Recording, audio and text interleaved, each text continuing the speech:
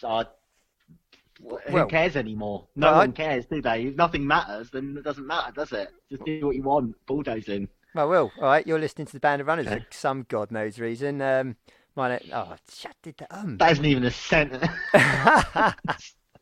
This is the struggles we have with this, isn't it? Yeah, really not okay. It's boring. This is not good enough. Bulldozer. You're listening to the Band of Runners podcast with me, Simon Staples, and my favourite friend, Rob Cowlin. Favourite friend. Should have said that more like the in-betweeners would have been funnier. Friend.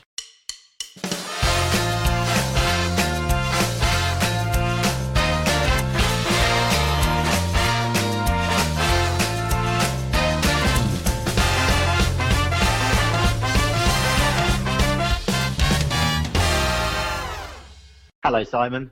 Oh, right, we're starting. Hey, Rob, you all right? How's it going? Yeah, we're starting. We've already started. Yeah. How's it going? Yeah, going good. Going soberly still. You? You're still sober? I'm still sober. This is day 15 days. Had a wobble in Aldi earlier buying my little salad ingredients and happened to wander around past the mill. A wobble? Big Aldi? mistake. Aldi? As you turn left, you see the Chateau Neuf, and I'm like, oh, They no. sell Chateau Neuf in Aldi? Yeah. Where do you think yours came from? Aldi?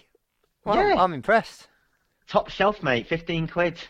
That's Not cheap. 25, That's like cheap, other isn't it? Retailers. Yeah. It's pretty cheap, and I'm, as you know, very cheap. So, Aldi combined, my love. What is that? Got a new Tell toy. everyone. Got a new Right. toy. What Yeah. is it? It's, Is it a new toy or is it an old toy that belongs to your children? Yeah, that's right. Yeah. That's good. Yeah. I'm less worried about you that way. Okay. So how are you keeping, Simon? Are you keeping to your resolutions and things? I don't have any resolutions. Good. The No, you don't do it. You're a bulldozer, right? So the only resolutions I've got is the Centurion Grand Slam. Get it done. Okay. Yeah. How's that looking? Yeah, we haven't started yet, has it? So In a way, it has. You know, people are like training for 100 milers. It's a surprising amount. This seems to be the year that everyone's either doing their first one or doing a really gnarly 100 miler or a tit or something. Yeah. I think everyone's just decided, like, I didn't even know it was a new decade, but I think people have chosen this as like a jumping off point to do something nuts. But we talked about this like loads last week, so I can't remember any of that, and I'll never listen to it. you should. It was good. Okay, I'll take your word for it. But what came out of it was the you put polls on the blimmin' Facebook group. I put straw polls on the group, and do you know what? What's actually really quite funny is that I put up a poll about Simon, you, whether or not you would achieve your target, which was your sort of top target is get sub 24 for all 400 milers in the Centurion Slam. And guess what percentage, Simon, of people think you can do that? Oh, 80? 80%, exactly, almost actually 81%. Oh, nice. Wow, it's a pretty good endorsement, right? Did you expect better? I mean, I know you were whinging about people detracting, but Well, yeah, I mean, who are these people that are just going, nah? Well, That's I friendly, said isn't nah. it? Yeah, I know. I voted against you. And I'm a bit concerned about that now because I've got money on the table and you're actually quite fast, but I'm hoping you'll blow up. yeah, Love you. speed's got nothing to do with this, is it? Yeah, I've got something in mind. But if you do blow up, I'll be there to scoop you up. So what was your percentage for your poll or whatever? 50 milers in 12 months? Well, I know. So you guess. Yeah, it was for whether or not I could do 50 miler or more times 12 in 12 months. Well, how many? You being a man of the people, I'd imagine, and you're probably around 95%. 89%, and I'm sort so of. So basically, what we're saying is that you've got more fans than I have. No, I just think more people. I don't know. Yours is more realistic, isn't it? Dependable and realistic, but I don't think it is. Oh, I don't know. I don't see why it would be. And you know what annoys me is I actually made a specific point in several episodes that I actually like being the underdog. So I don't like people having confidence. I want people next time they see me running to spit insults at me and call me fat and shit. So. Oh, I've told you I'm not editing anymore. So don't, you know. Well, make a little ding noise over it then. Whatever. Okay. Bulldozing. Have you done anything running wise worth mentioning since last time? I thought quite hard about joining a running club, but then I didn't go because it was windy. Okay, well done. I tell you what, I run enough. I've done 150 miles this year. How about you? Yeah, it's more than me. I did country to capital last weekend with Barry. Yeah, how was that? Awesome. Seriously, I've never done this before. So normally my style is leave the house first thing in the morning, zoom up to wherever the race is, bash the race out, and then zoom back again to get back home to everyone. But this quickie. One, Barry and Claire had a spare room in a hotel. So I was like, I'm going to get me some of that. And then I met them at Marylebone Station. We took the train up to, I can't remember where it's called, but they literally, I didn't have to do anything. They took me to dinner, then they took me to, then they took me to a pub, and we had to watch football. You're like everyone's adopted son, aren't you? Yeah. And I love Barry's misfortunes. Like on the Head Torch Marathon, for example, it went on way too long, and we finished at 3 a.m, and he had work in 3 hours, and I loved that. And his football team lost, so I love that as well. So you like being looked after, and you like other people suffering. Yeah, and fair enough. Don't we all like a bit of Schadenfreude? Yeah. So Country's Cattle, really enjoyed that one. Like it. Yeah. It's just happy with your time and your performance. Yeah, I was actually. Yeah. You don't sound that. No, I was happy with it. Yeah. It was quite quick. Come on, and I saw in your blog post as well. You wanted to do it in quicker time, like next time. This is why I sort of admire, but I don't understand that desire. Just you've done something really good, something unimaginably good. That I could never do, and I'm like, that's unobtainable. And then you're like, I could actually do a bit better, and I'm like, Jesus. I know you're. Well, the problem with that one is that it's the navigation. Like the first. Did you get stuck at all? Because I've done it a few years ago, my first ever ultra, and I remember standing on an estate in Uxbridge, being like, "Right, I'm between the woods and the canal. How the hell do I get to the bloody canal?" Yeah. No, is that what happened to you? There are a few times where you run it as a group for the first 20 miles because no one can be asked for the navigation. There's only one poor fella who's got all the gear.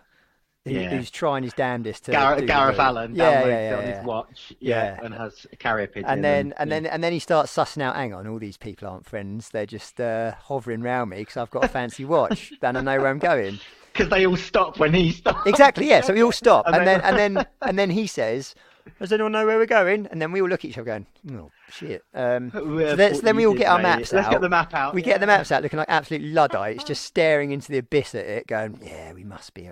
Has he not figured it out yet? Has he not figured it out yet? Oh, it's this way. Oh, thank God for that. Everyone puts the maps back and then just cracks on. Yeah.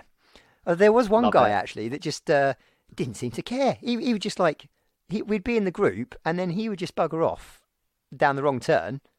No one's following him. But I guess, I don't know if he's doing it for a reaction or what. He's like, I've had enough of this standing around. I'm just going to run down here until somebody shouts, no, come back. It's funny that happens in like the quicker group, because obviously an absolute mirror image of that happens at the back, and I am clearly like you, the one that sort of stands there, grey man, like I'll pretend I'm. Look at that, Robin. Look at that, Robin.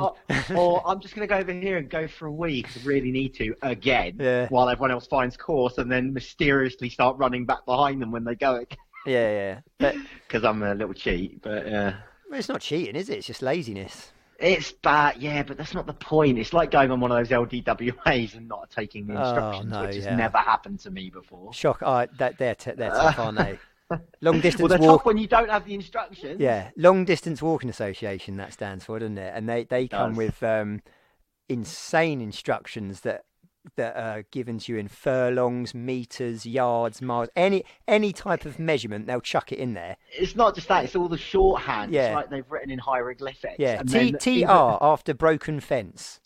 That will fall down when you try and climb over it because you're big. Frickin' hell. And and when not having the instructions, and I actually basically had to follow people, and then I just got the thing out and it's like, right, I've got 5% battery on my phone. I've just got to mark where that point is and follow the North Downs Way because it's the only like marked route. Which one did you do? Fun. Is that Winter Tanners? It was not. I thought it was, but it wasn't. It was the Pilgrims Challenge. No, it wasn't. God, so you don't even know which one it was. I can't even remember, and I'm not even going to check because it takes the fun out of it. Well, let's move on, Rob. Let's move on. What's next? So just wanted to give a quick update on merchandises. Yeah, because I've just spent lots more money on merchandise. It's my own money, by the way. Simon doesn't even contribute. No, refuse. Refuse. Because you know it's a bad idea, but it's lovely, and people still keep saying how nice it is and how lovely it is. I've got 7 ladies XL t-shirts. But basically, thanks for everyone who did some orders over Christmas. I have put in a new order with Scimitar that's going to be with us very latest sometime in February because of Chinese New Year, apparently. I don't know. Is that where it's coming from? I don't know if it's that or it's the fact that Scimitar have to make lots of, I don't know, giant dragons for Chinese New Year. Okay. Not a clue. But basically, thanks to the patience for those that ordered already, it's on its way. And those that want shirts, the mediums, always sell out really quickly. I've got lots, but I've got one in the boot of my car. Yeah, is that yours? No, it's still in the wrapper. Oh, right, okay. Yeah. Thanks for that, Simon. Right. I didn't need to order one of those then. Good-o. Well, all right, you can't have too many shirts, can you? So shirts, buffs, everything, go on the Global Marathon Challenges website. Or ours, Rob. You can go on ours and it works.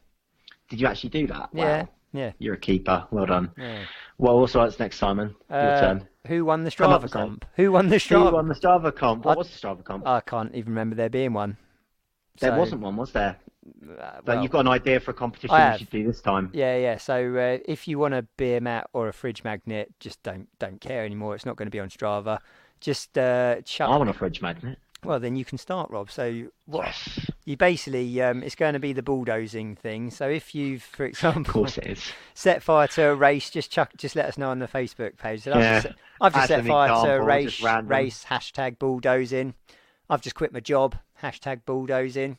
Just like achievements like that or milestones. What if I PB'd by like signing up to 3 races in a row, like a triple, and DNSing all of them and all the accommodation and costing myself like 200 quid? Yeah, take the lot. That would be massive, wouldn't it? I'd get a fridge magnet for that. Maybe you can chuck some of your gear some way, Rob, to the actual winner, and we could have this going on for a week or something. Oh, seriously? Yeah. No, I love the idea actually. So really? It's one of your better ones. Yeah. So I want to see pictures. I want to see like proper like gnarly description carnage. Of how hard you've bulldozed something. The absolute bedlam that is ensued because you've literally just quit your job and don't have one to go to. Because who would do that? Yeah. Or if you like book a round the world trip with all your savings, or sell your house, exactly, buy a motorhome and just piss off to Scotland. You've choose life. You've run off with your wife's sister. Yeah, that sort of thing. But don't do that. Actually, don't put that on, because that's not great, is it? Well, you do whatever you want. But I want to see some bulldozing. Yeah, that'd be hilarious. Yeah. It would be hilarious. Do another one, Rob. I like this. Keep playing this game. Keep. What about those are the main bulldozers I thought of. I've just gone and bought a 65-inch telly without telling the wife. Hashtag bulldozing. I've just entered the twit and I haven't trained for it at all, and I've never run a marathon. Whoa! Bulldozing. Have you entered the twit? No, I'm actually I'm entered to the tit, but good boy. That's another matter. Best holiday ever. Hashtag. Yeah. I just bought 10 tons of dirt and I've got nowhere to put it, and that's melting in the rain. And that's real, isn't it? That's real. And that's a little bit too real, because there's 3 tons of it left and it's just melting in a swamp in the back garden. I can't even get to the garage anymore. Yes. It's like a moat. It's brilliant. Yeah. So that's the competition for the foreseeable now. And then the best one gets some actual proper decent stuff. Yeah, I think we'll have like a bulldozer of the week for the next month. Just get through these winter months. Bulldozer of the week. But hang on. But the bulldozer of the week just gets what? Gets a fridge magnet.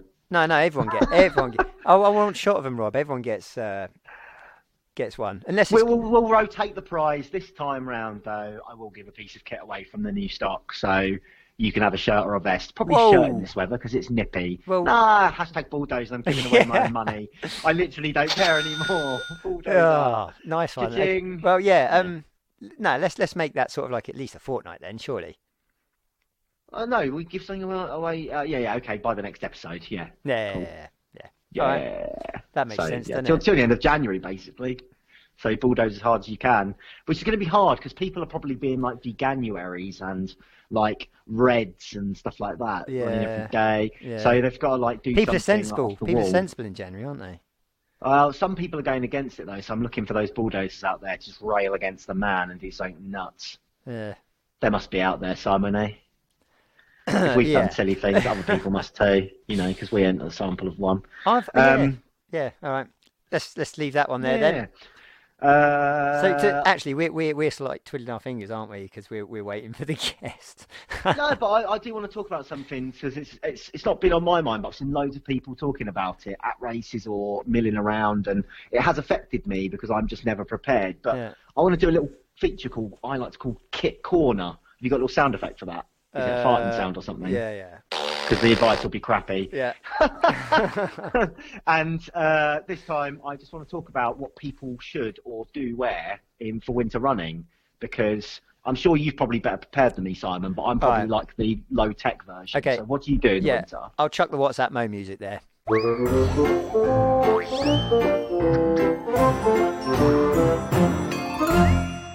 Yeah. Right, so it's kit corner. Yeah. What do I wear in winter? Yeah, how do you change what you're running in? Well, you know, I'm a vest man, really, but weirdly, you seem to sort of take off your top like halfway through, and then like tease us all by not taking off the vest. So. Hey, come on, it's a family show. But I wear like a thermal. It's compression tops I wear in winter. Yeah, but I wear them all the time. So why do you wear them in winter? Because they're warmer than a vest. What even is this? Well, what do you mean? What is this? That's what you've asked, isn't it? Yeah, but so you wear a vest, which people usually wear under something as an extra layer on its own in winter. Because No. I don't wear a vest in winter. I wear the compression top. Compression top. Yeah. Okay. But that's about it. That's all I wear. I mean, but I'd wear that in the hottest day of the year. So yeah, I don't know why. Why? Because it holds in all the wobbly bits. But I mean, if it's seriously cold, like snowing or whatever, then obviously I'll have more on. Yeah. Yeah. Do you wear gloves? This is rubbish, Rob. Yeah. I wear gloves. No, it's bloody important because you lose like most of your body heat through your hands, and then they get all chapped and cut and start bleeding. Oh, okay. Yeah, no, I wear gloves if it's cold enough too. Yeah, they normally secret weapon, Vaseline. They normally come off at about 6 miles if I do wear gloves. Yeah, that thing where everyone like wears like 7 layers to start a marathon. Like don't do that. When I was running in Kent, and then they start undressing on heat slap. And exactly. It's so bloody hot. It's positively balmy out there. Yeah, don't do that.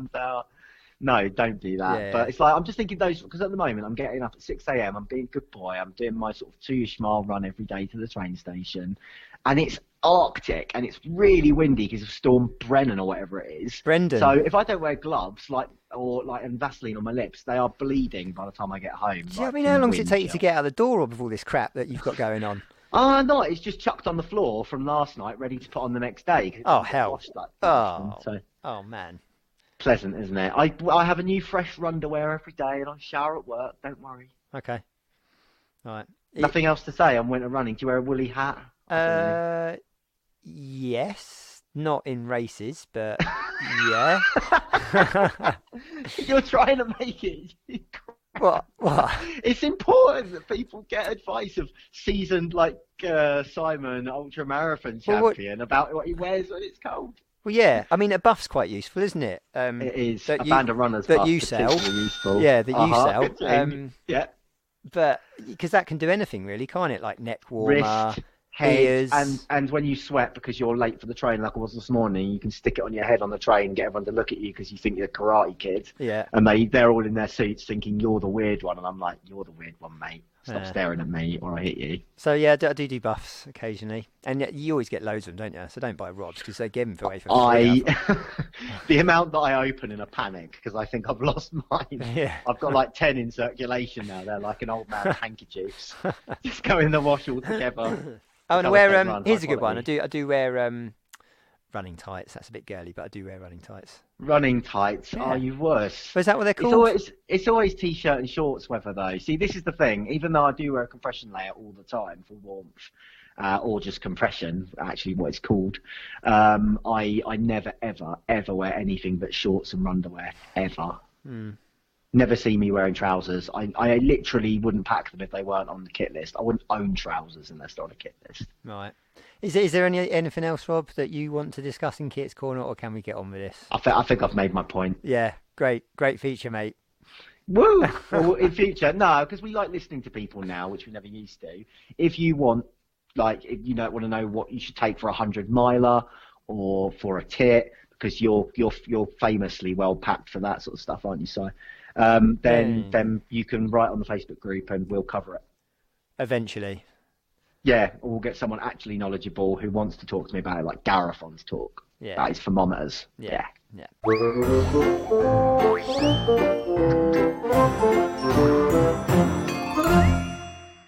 Okay, right.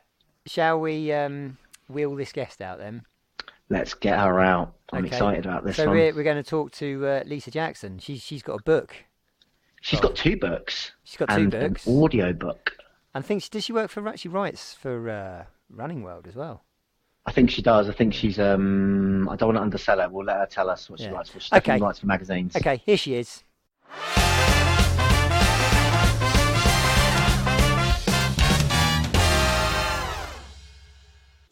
Yeah.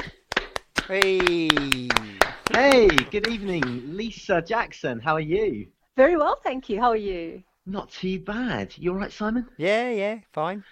We've landed another whale, Rob. Don't talk about Lisa like that. So, Lisa, you are an author, right? Well, that's true. Yes, that's one of the things I'm guilty of. and I've seen and also own your book. I'm not speaking up. I happen to. Well, your latest book, I should say. Your Pace or Mine, and many people might know that book because it's in most major bookstores, right? It's quite a big deal. Well, I was really thrilled that I had that reception because, when you write a book, it's a very lonely process. You sit in a little coffee-stained office and plug away, and you think, someone did ask me once, like, what makes you think, no offense, but makes you think that your story is worthy of a book? Yeah. And I said, my secret is actually that it's not just my story. It's the secrets of a lot of people I've met along the way. And you just have to have unfailing, unshakable self-belief. There are times when you read the manuscript and you just think, this is the biggest load of rubbish I've ever read. And then other times you think, did I really write that? That's not half bad.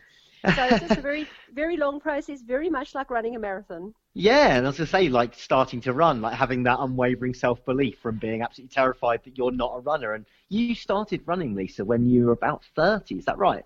That's right, yeah. Why is that? Because I was extremely unathletic, and anyone who's ever run with me, and now there's hundreds of people out there who have run with me, and they'll see I'm not exaggerating, that I am, just super slow. So obviously being bad at something doesn't make you want to do more of it. So I avoided exercise of any kind, really. I just didn't enjoy activity whatsoever. But I think, many women get to that 30th birthday, not women and women as well, get to that 30th birthday and just think, gee, where's my life heading?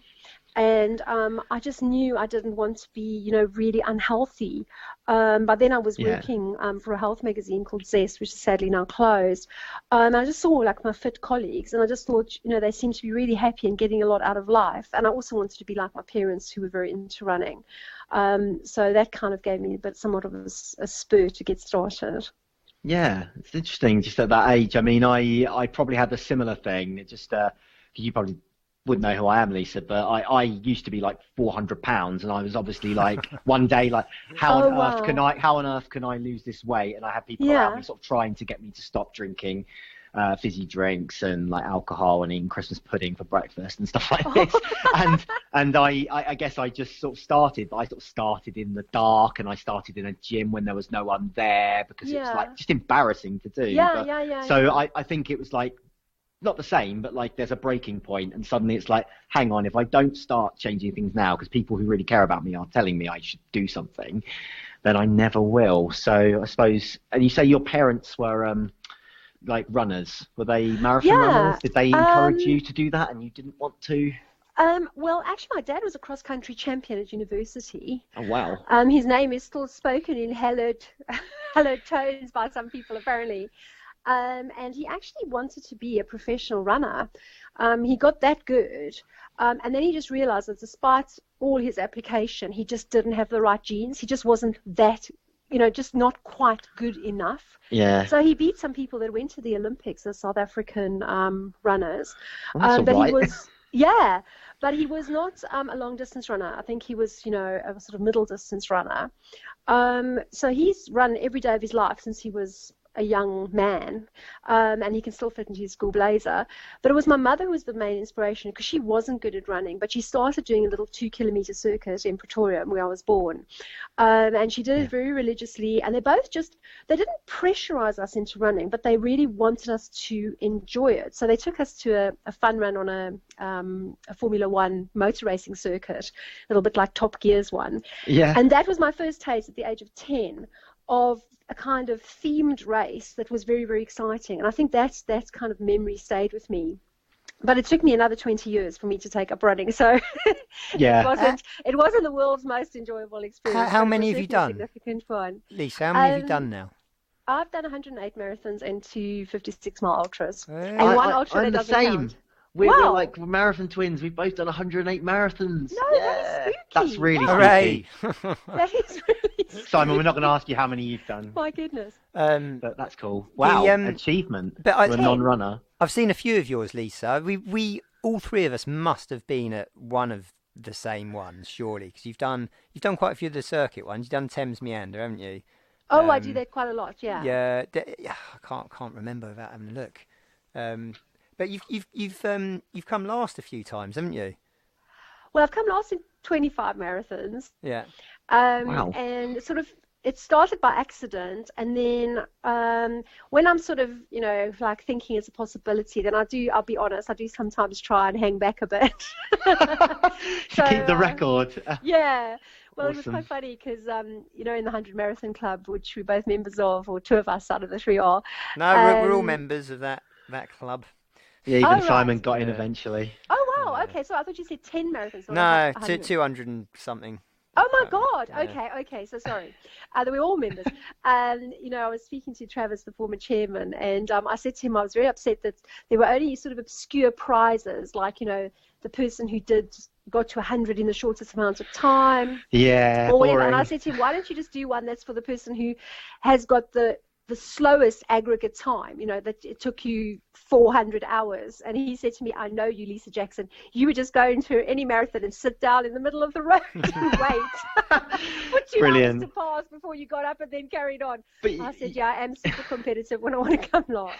That's awesome. So, you obviously got something going, because actually I saw the presentation of one Leslie Morrill who joined the 100 Marathon Club, I think it was last year, and whether it's Travis or the new president put this in, but there was it's on the website. I checked it the other day because I was seeing myself put in the new table, but vanity aside, but she got the prize for having the biggest gap in time between starting her first ever marathon and running her 100th. And it was like it was several decades. I don't want to embarrass her to say how many, but a long time. And it's cool because her name's on that website, possibly forever. That's cool. Lisa, I'm sorry. Have to campaign. Sorry. Yeah, go on. No, I'm going to have to campaign now for my idea to be taken on, because there's a new chairman, so we can actually try this idea again. Like if you add up the time taken for each marathon times 100. I don't know, Lisa, I'm sure I'm going to win. With you on that. You listening, Davy Green? You listening? Yes, that's right, Davy Green. Are you at the AGM marathon this year, Lisa? I'm not this year. Oh. And actually for the last 2 years, I've really focused a lot more on half marathons. Okay. My joke is that I want to stay married, because I think marathons just take up, it's such a long period. Particularly if you're trying to come last. Exactly. Well, no, exactly. It's not just a day. It's like a day and a night. Yeah. But my husband likes halves, and he doesn't like marathons. Like, he's actually said, I'm not running another marathon again. And it's just not fair, because, I've made him run, I think it's 27 marathons against his will, and 2 comrades. Oh, my God, he must love you. And he hates 2 comrades? Running. Yeah, well, you know what? He just said he got so bored of spectating that that's why he had to do it. And I said to him, if you keep on telling me how bored you are at comrades, I'm going to make you do it. And he kept on going, and I said, you say it one more time, you're doing it with me.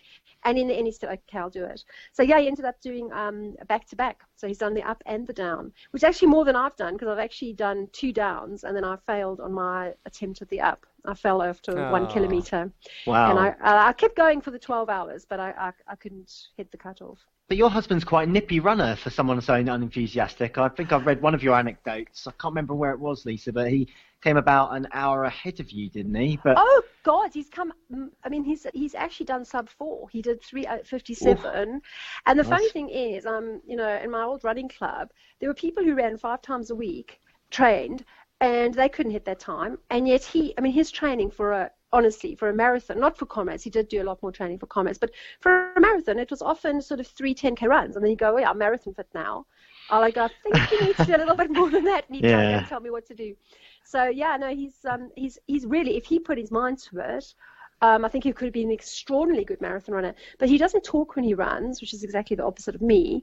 So he gets very bored, and he doesn't like listening to music or anything. So he just finds it tedious. Does he share your passion for fancy dress? No, not at all. He's a very straight-laced. He finds it incredibly embarrassing, actually. And he had to dress up for the Medoc Marathon because obviously that is a fancy dress marathon. So if you're not in fancy dress, you can look like a freak. But he just wore this like horrible cream off-white beige colored t-shirt and black trousers, and then sulkily pinned some butterflies to his trainers and said he was like fit for the race. And I said, "What on earth is that? You look grubby." And he said, "That's what I am. I'm a grub." And so he ran as a grub. I'm just trying to understand what the butterflies come into. Is it like some sort of Kafkaesque? No, it was actually, we didn't get the memo. The theme that year was cowboys and Indians. So everyone else was in cowboy outfits with feathered headdresses, and we turned up as the butterfly ball. So my friend was dressed as a ladybird, and so was her husband. And my sister and I were sort of dressed as kind of fantasy butterfly type creatures. So yeah, we felt a bit silly when we got to the start. Amazing. Kinds of line dancing. What's your best outfit then, Lisa? I can tell you my most memorable one, which was the one half, obviously, which you'll know which half it was, of the tortoise and the hare. I made this paper mache shell from wire and paper mache, and my husband said to me, "I'm not getting involved in this project of yours. You're on your own." But when he saw me like trying to twist this metal, on the kitchen floor with tears running down my face because it was so difficult, I didn't know what I was doing. He took pity on me and he sat down on the floor and helped me. And then he got quite into it. And he was going, "This is actually quite sensuous." And I was going, "What?" It was like a little scene from Ghost. To me, it just sounds like you're making it more of a school project, and it just I like it because I love how difficult it sounds. Because I always have these crazy ideas. Like there's a pirate theme marathon, and it starts with, "I'm going to go dressed as like a giant pirate ship," and then all it ends up with is me running around with a plastic hook I bought on Amazon Prime because I just can't be bothered. I don't even get to the crying stage. I have to make more effort. Well, I'll tell you now, making it was only the part of it, because it's then trying to keep a metal frame from banging into you as you run. So I had to put a backpack on with yoga blocks attached to it, and then it's still the weight of all of this on my back. I mean, by halfway I had chronic backache. So I took the shell off, gave it to my husband, and then I was going to pick it up on Birdcage Walk. And when I got there, I said, "Where's my shell?" And he said, "I've tied it to the railings." And I had a complete hissy fit. I mean, I honestly exploded and just said, "You are absolutely useless as a supporter. Untie it now." I was just go back and get the turtle. And he managed to get it over, off, and I ran across the finish line wearing it, but never again. I mean, I called it my shell from hell. Have you kept it? Oh no, oh God, no! I couldn't even look at that thing. Honestly, it would give me PTSD. It sounds like you like a torture implement you gave yourself. It's like no wonder you're like coming. Did you ever come last in the London Marathon, Lisa? No.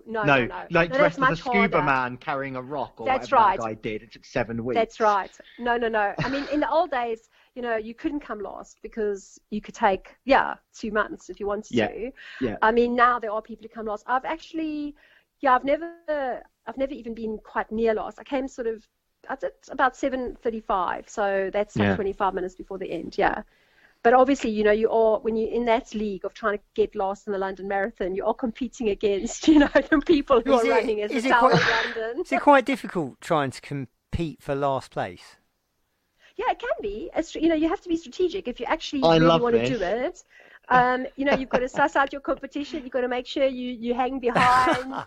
Simon, I've got a new lease of life here. I know this. I can be a champion. It's like when me and Rob did 10 marathons in 10 days. Oh my God! I'm a bit faster than Rob, so a little bit. I'd finish, and Rob would just come, from like being halfway round. Simon would finish at my coffee break. Yeah, he has a coffee break, and this is just, what are you doing? Why have you having a coffee break? I sit down and I change my socks. I'd have half a malt loaf, and I would drink my half a thermos of coffee. And have a little chat to Simon after he's won the marathon again, and then just go out to finish the second half. This sort of behaviour doesn't compute in my head. I mean, I love it. I think it's hilarious, but for me to sit down and have a coffee and it was like an afternoon tea session. Yeah. Oh, that this sounds is your amazing. thing, like with talking, Lisa, like when during marathons, and I've actually read in your book, and it like worried me a bit. You said, I think it was you were quoting Run as well, but it says you're running too quick if you're doing long distance and you can't hold a sort of pithy conversation, like a few words here and there. But it says you're running too slowly if you can sing. Now, some of my best running is when I'm singing. Oh my God! And Simon will tell you it's absolutely lovely to listen to as well. So during the 10 marathons in 10 days, I did a themed playlist every day, and I gave out a little prize, like an Easter egg, because it was at Easter, to the person that could guess the theme of my warbling. But yeah, so we might be peas in a pod, but I'm not sure I'm willing to dress as a turtle. Maybe like different themes of sort of running madness. But it's wonderful. It's just the fun. It's like what makes running fun for you. And I have actually, talking about, I haven't sat down and had a coffee, but I did when I did the London Marathon. I went and bought a coffee and biltong, which is dry jerky, beef jerky, in the middle, because I've been stood up by my person I was supposed to meet during the race. I was quite upset because I nearly didn't finish. As a result, because I stood at the side of the road waiting for her for an hour. Where's my biltong? Yeah, and I was crying as I was running along, and then I saw a South African shop, and I just thought, I'm having a coffee, and then I thought, and I'm having some biltong.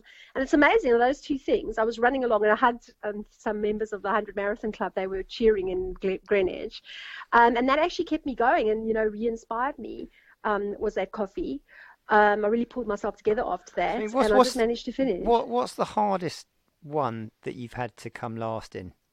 And what was the tactics to make sure that you did come last?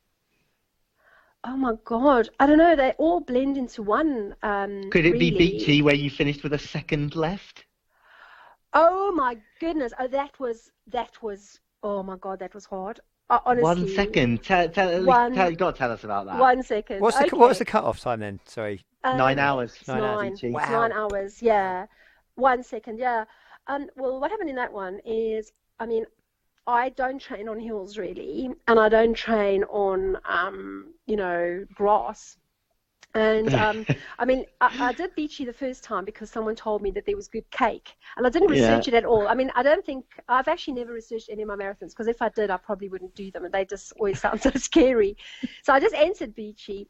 I got such a surprise. Oh my God. Honestly, it's got stairs, it's got stiles, it's got the 7 bitches. It's just a nightmare. So the one year I had met up with a woman who was really struggling and really in pain. And we were running along, and the sweepers caught us and said they had to not throw us out of the race. They were very nice about it, but they said they'd have to pull us off the course. And I said, no, you can't do that. Like, I'm just here to help her because she's injured. And she said, go on ahead. I just can't go on. So I had to sprint away from the sweepers. They were very nice. They let me go. They could have caught me. Let's put it that way. If they wanted to get out of that race, they could have. Yes, they could have hunted me down. Yeah. But they didn't. So I carried on, and then I finally got to the Seven Sisters, and there was a woman sitting on a camp stool just sobbing her eyes out, and I could never pass someone who's just that upset. It just doesn't feel right. So I went over to her and I said, what's wrong? And she said, I should have pulled out 6 miles ago. And I said, yeah, you should have, but you haven't. And now there's only 6 miles to go. And I just said, come along with me and I'll get you to the finish. And another woman who was taking about 6 marathon virgins through the race as well came and backed me up. So we picked her up, and I called the other woman Kaz and the Virgins, because it sounded like a pop group. And this runner kind of came with us, and then all of a sudden, just burst into tears again. And I was really worried then, because I thought we might have encouraged her to do something when she was severely injured. So I said to her, is it heart pain or, head pain? Is it real, or is it just that you feel really, really tired?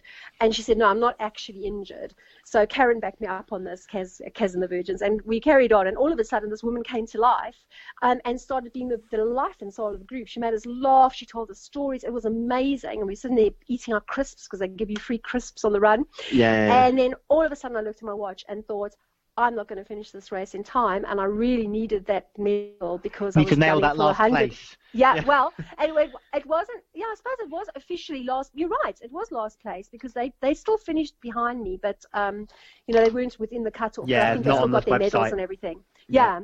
So I suddenly looked at my watch and realized that if I didn't get a move on, I wasn't going to get my medal, and I really wanted one because of the 100 Marathon Club aspiration that I had then.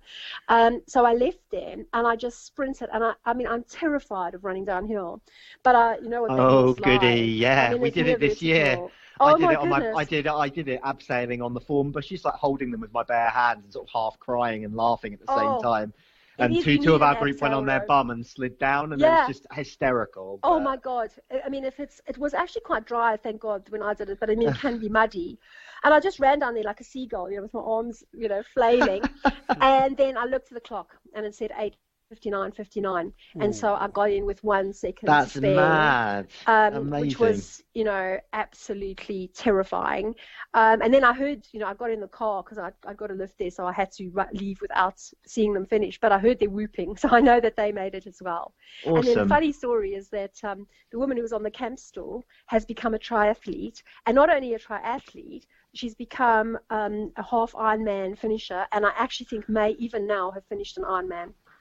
Wicked. And you sort of rescued her, and I know I'm sort of harping about your books, we'll talk about them in a second, Lisa, but I think that story on its own, like, I think most of us have been there, like whether we've been saved or we've saved someone, inverted commas, like during a race they didn't think they could finish. I've been both sides of that, and you end up, it's surprising, I actually I know your philosophy, I think, and you talk about it, it's like, like running with people and meeting people on the journey.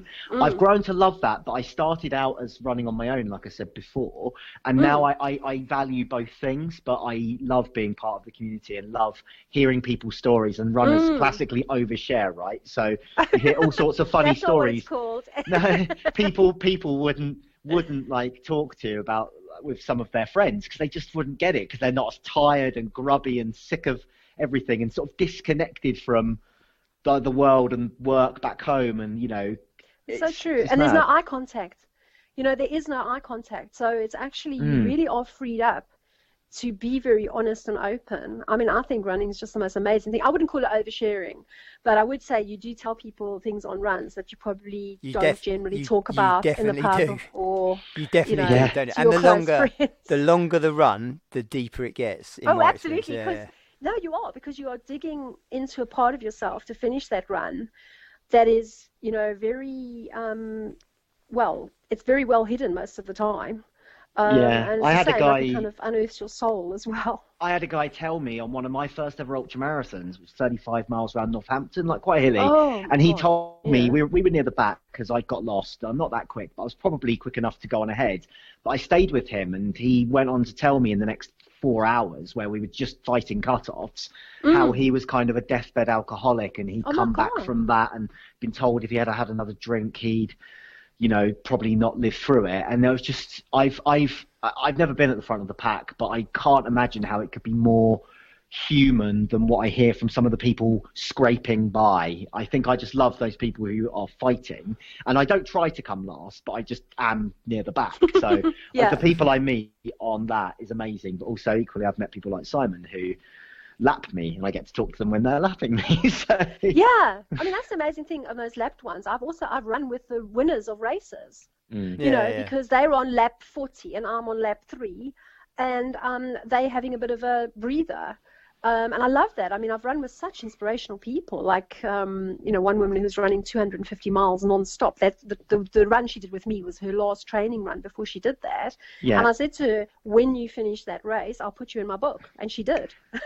And you put her in the book, and I was flicking through it. And I want to talk quickly about your books, or not quickly, Lisa, because two books. I've only read Your Pace or Mine, or most of it, and I actually saw it. It's weird. You need to read my other one. I saw a lot of people, like Paul Watts, the blind runner, who everyone knows in the circle. Yeah. He's got a 2-page spread in there, and it had me smiling on the train on the way home today, because I was like, wow, I know a lot of these people. Some of them actually live like near to me, and I've run around with them. Like, well, we're all famous. So there's someone called Martin Mead, who you might not know, Simon, but it's from Essex, and someone from the Centurion Group. Sorry, I'm really bad with names, but the faces, I recognise so many of them. Yes. And these are all people you've met, so it's not just about you. So the point you made right at the start, Lisa, about it's about the people you've met on the way. Is that what you did the book for? What made you want to do Your Pace or Mine, and why do you think it's been so big? Well, I think I had, amassed almost 20 years worth of running experiences. And my first book, Running Made Easy, was a how-to-run book. It was before Couch to 5K, and so it really popularized walk running as a way to start running, because I think up to that point, every running book just assumed that any normal person who was human could run for between 15 and 20 minutes non-stop from the word go. And I knew that wasn't true. So I kind of felt I discovered walk running, and I didn't even know about Jeff Galloway until I was halfway through writing the book with my co-author. We suddenly realized, oh my God, there's someone who's actually done this in America already. So we brought that concept to the UK, and that book, really was a runaway success. It sold 110,000 copies and really helped people to get into running, which then the job was taken over by Couch to 5K and Park Run, which is just wonderful. And so I'd written the How to Run book, but I just thought, my goodness, my life has been so enriched by running. I mean, it's taken me to landscapes I would never have visited, countries I would never have gone to, exposed me to people, as you say, like Paul Watts, a blind runner, or an 80-year-old marathon runner, or someone who's lost her husband and still feels that he waits for her at the finish line cheering her on from above. Wow. People like that, it really moved me and touched me, and I just thought these people's stories need to be told. So obviously, when you need a thread through a book, you can't just throw in a random selection of running stories. So I kind of thought my journey would be helpful to people to know that you can achieve a lot in your running if you want to, but you don't have to be good at it. And in fact, you don't even have to like running. I mean, I love that expression, I love running, just not when I'm doing it. Because if I could win a prize, for how much I've talked about running compared to how much I've done of actual running, I definitely win the prize for talking about it. So I just wanted to encourage people and just say it's a very broad church. It's available to anyone. It's cheap. It's life affirming. And I wanted to tell people it's not just this grim-faced, that kind of 1,000-yard stare type of run. It doesn't have to be like that. If you want it to be like that, that's fine. But you can just make it into kind of a social event. And that's how I feel. I mean, I run to meet people. That's the only reason I run. If I'm not going to meet people, I'm not really that interested in doing it. That's pretty much your world, isn't it, Rob? And fast becoming mine now. Just the people. Yeah. It's a social thing, isn't it? I love it. I still love the runs on my own and how it makes me think, but both running on my own and running with people make me appreciate the other one. Not because I find people unbearable, I love being alone. Both those things make me appreciate the other because it's yin and yang, there's balance there. I get to think and reflect on stuff and wish I was with people sometimes when I'm on my own. Other way around sometimes when I'm in a group and I feel crowded because we all want space. And it's just a brilliant thing, and I never should have started running, but now I don't think I could ever stop. So Lisa, you we hear you've got an audiobook out, yeah? Is that right? Yes, I'm terribly excited about it. Is that of your book, or is that a new book, or? No, it is of Your Pace or Mine. Yeah. But the reason I'm excited about it is that I figured out how to do the recording technology with minimal help from my recording manager. So I recorded it at home. Wow. And so I could do it in, when I felt in the mood to do it, rather than having to sit in a studio and have someone stare at me through the glass, just thinking, can you hurry up? I want to go home. So I made loads of mistakes in the beginning. And I mean, there's some words I just couldn't believe I still to this day probably can't say properly. I just can't get my tongue around them. But it was really an interesting experience because my husband helped me. So he narrated all the male stories in the book. And then Catherine Switzer came to stay with her husband, Roger. And they had contributed to the book. Catherine actually wrote the foreword. And by total coincidence, while I was recording the book, she came to stay. So I said, Catherine, can you pay for your supper by recording my foreword? And she did. And Roger did his as well. So it's got a lot of voices, like with these 4 voices on it. And I even end up singing on it, just like you do. Because when people need to know what a song sounds like, the best way to do it is to sing it to them. And it was really lovely to revisit the book and just to remind myself all the amazing things I've made. Give us a taste of the song and everyone by can reading name out that the stories. So how long did it take to record then, from start to finish? I think, I got better at it, so I didn't make as many mistakes. So I think it's about a 10-hour audiobook. And I probably took about 12 hours to actually record it. But then, of course, the process is of listening to it back and editing out all the swallowing and blips. And then certain times where you don't realize you've mispronounced words or just said the wrong word. Oh, man. So, the song, some of you might know it because it's Shore Loza from the Comrades Marathon. Because I haven't run it, but I hear which is spine tingling. It is. I don't think I've ever been prouder to be a South African than when I stood at that start line and I was surrounded by a group of Brazilian runners and they were all crying when we sang it to them. And it was just, I just thought, you guys get us, you know. I love South American people. I just think their spirit is very similar to South Africans. And just seeing how moved they were by that music. And then the one year I couldn't qualify for Comrades because I tore my calf muscle in Brighton. And so I went to Zimbabwe on holiday instead because I already booked the flights to Southern Africa. And the a cappella choir on the day of Comrades, I didn't want to think about Comrades because I was so upset not to be running it. And the a cappella choir in our restaurant sang Shore Loza at our table. It was just the spookiest moment. So I bought their CD. And it's a very special song for me because it will always remind me of a very, very special day. Awesome. So it's no secret. I'm sorry, I'm just going to go a bit ad lib, but I've always wanted, even before I started running, to write, Lisa, like write a book. And I've always kind of been around people who've encouraged me because I've not really been good at anything in particular, but have been okay at writing. But I don't even have a blog because I'm very bad at being organised. Like I wouldn't be dedicated to building a turtle. But if people like, I wouldn't even get to crying about it. I wouldn't open the book, or I wouldn't do the notepad. The closest I've ever got is I've written like notes on a piece of paper on a train and then lost the notebook. But how did you kind of, what was your process for starting to write? I know sort of what it was about, but did you just start writing or scribbling on a pad? Did you just open a laptop and be like, right, I've got a structure? Or do you know, the structure does really help. I think the first thing is, you know, a passion to do it, a passion to communicate your view of running and your story to other people and share it with them. So I think detail is very important. So that little notebook idea that you had, you know, just carrying one around with you all the time. And when you hear a little comment or something that makes you laugh, like I read somewhere, you know, my toenails were like pork scratchings. You actually steal that and you write it down because, you know, people say that's plagiarism, but it's not, because you're going to mold it into a special, it's a bit like, you know, embroidery. You use different threads. From different places to kind of embroider into your story. So you do anyway, right? From your life experiences, from the things you talked about people, just Absolutely. So the material, as a runner, you're not lacking material. That is for sure. You know, just like anyone you run next to is going to have a story. Everyone has a life story, but runners share them. A lot. Absolutely. More than most. Yeah. And I think the main thing is to, you know, get a theme. Like I broke my book down into what running taught me about death, what running taught me about laughter, what running taught me about perseverance. So it gave a kind of structure to each chapter. And the weird thing is, once you get your structure, the book writes itself. It's almost like joining the dots. It just comes so naturally after that. It's like being in the marathon field, isn't it? And thanks for doing that, because it actually makes the book genuinely so much easier to read compared to, which is still a brilliant book, North by Scott Jurek, which I read before. And it's hard because you sort of have to read it through in a linear fashion.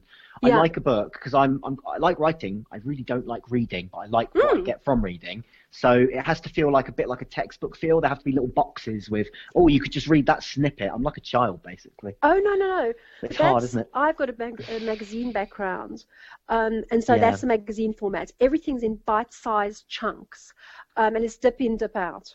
So I think that is very helpful to people. And then the writing process, honestly, I think the worst thing you can ever do is try and write for long periods of time. Like, I know the days I had 8 hours to write, I probably produced the fewest words, and the days when I had half an hour and I just said, just write that one story, just write that one paragraph, just write that one anecdote. That's all you have to do. Those are the days I got a lot done. And the other really important thing is not to judge yourself, because I'm also a hypnotherapist. And so I know that creativity comes from your unconscious mind, where there are no limits. So if you keep using your conscious, judgmental, conscious mind to judge yourself, you'll never, ever write freely, because you're so busy criticizing yourself, you can't actually produce anything. So I actually just sit on the computer and I say to myself, I'm writing for an hour and that's it. That's all I have to do today is 1 hour. And I sit down and I just start writing, and I think, God, that's terrible, that's really bad. And then I just think, it doesn't matter. You're still writing. It's something. You can't edit a blank page. And the next minute, I've written, 1,000 words or 2,000 words, and then I leave it. I don't even read it at the time. I just leave it with spelling mistakes, leave it with things that are repetitive. Yeah. And then I come back the next day and I look and I think, my God, with a little bit of editing, like maybe 15 minutes of editing, that's fine. It's great. It's actually better than I thought it was. Yeah. So I've been there with university work or essays and things. And Simon, is that how your blog comes together? Oh, don't plug my mess. The running father of twins. No, I like your blog. It's like you're learning from my informal blogs. Yeah, don't be patronising, Rob. Lisa, before we let you go, do you have a top 3 races you've done, or events at all? Well, I have to say comrades, because I mean, for me to have done an ultra marathon was just beyond my wildest dreams, and to have done one that had a time limit, a very strict time limit, was also pretty special. Mm-hmm. I love the Paris Marathon. I love Paris anyway, and I just think, running. Oh, Rob's done that one. Every landmark. Yeah. Don't. Yeah. Why, have you had some kind of bad experience? Yeah. Don't worry about it. I had a tummy ache. Oh God. We'll say no more. Yeah, no, I can well imagine the consequences. McDonald's had a field day, didn't they? Stop it. Yeah. Oh no. Okay, your other favourite race, Lisa? Well, I just want to say I ran Paris once with a man from South Africa who played the tambourine. The whole way? Yeah, he did the whole way. I didn't run with him the whole way. I've run next to someone with Christmas bells on their boots, and even though I sing when I run, I wanted to strangle them. That was mad. Funny. That is funny. And I have to say, probably my third one, I mean, obviously one probably should say London, but I'm actually going to say Boston, because I did it reporting on it as a journalist, so I didn't have to qualify for it. So I really saw, the full extent of the pack. It rained from the word go right till the end. I mean, I had like rivers running inside my knickers, and I ran with a senator who was really elderly. It was his 36th or 37th Boston, and I said to my friend, we need to stick with the guy, because when the police try and pull us off, we're going to pretend that we're supporting him, and they won't be able to pull us off. So like the first ever female runner in Boston. Oh, yeah, exactly. Try and the opposite power. Of course, Catherine. That's awesome. And so I was running in Catherine's footsteps, because I had been very inspired by her book Marathon Woman to run Boston. So I heard, her thoughts. I was with her in thought the whole time, thinking this is where history was made, because she ran Boston in the year I was born. So it's somehow, our paths are somehow destined to connect. So yeah, Boston's a very, very special race, and I think people don't realize that you can actually get in without qualifying if you go to a company. I was going to say, so it's so worth I want to do that, because I don't think I could ever do that, and it's a world major, isn't it? So yeah, that's quite a nice trilogy there. I like those 3: Paris, Boston, and Comrades. Yeah, that's a nice selection. That. Thank you. I'd be happy with that. You want to go do Comrades with me one year, Si? Oh, well, yeah, bulldozing, Rob. Yeah, why not? Not with me, but.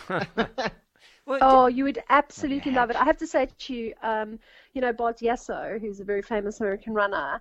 I mean, if you ask him, he's done over 1,000 races. And I asked him once, Bart, what's your favorite race? And he didn't even blink. He just said Comrades. So it is very special. But, you've got to read about the history of it and the traditions and all that. So it really becomes something very epic, and there's a lot of rituals involved with it, which make it very, very special. Yeah, I mean, it's definitely one that everyone has heard of, isn't it? Well, I've heard of people that are devoted to it as well and want to do it desperately, and I guess it's slowly creeping onto the list. Absolutely. Oh no, I mean, when I did it, it's still, in South Africa it was like the race of the century, obviously, but outside South Africa it wasn't actually that well known.